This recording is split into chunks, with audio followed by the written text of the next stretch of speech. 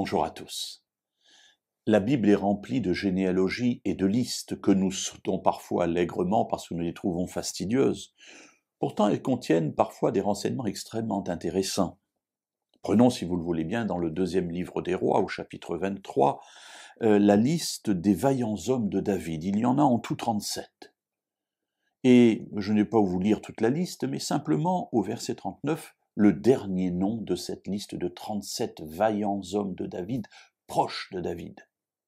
Et nous lisons là Uri le Hittite.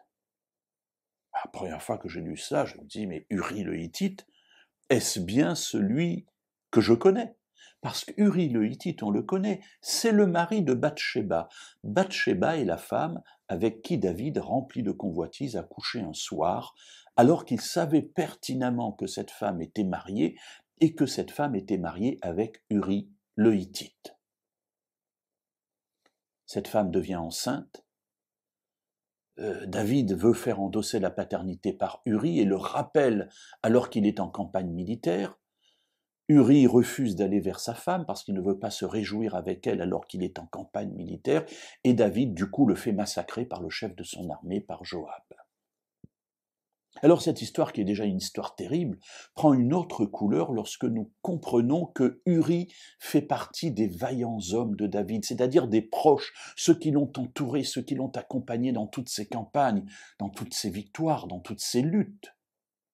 Et nous nous disons, mais comment David a-t-il pu en arriver là, faire massacrer un de ses proches? Eh bien, mes amis, la seule réponse est que le péché, c'est le péché. Le péché rend bête, mais le péché rend retors. Le péché nous rend violents. Le péché nous éloigne tellement de Dieu qu'il éteint toute capacité de réflexion et nous amène à faire des choses terribles. Alors, pour cacher son péché, David, le grand roi David, l'homme selon le cœur de Dieu, n'a pas hésité à faire tuer un de ses proches, un de ses amis, un des hommes qui lui a assuré la liberté et la royauté. Uri le Hittite n'était pas un inconnu pour David. Uri le Hittite était un proche. À cause de l'endurcissement de son jugement, David l'a fait massacrer. Alors, mes amis, ne croyons pas que nous pouvons être vainqueurs du péché.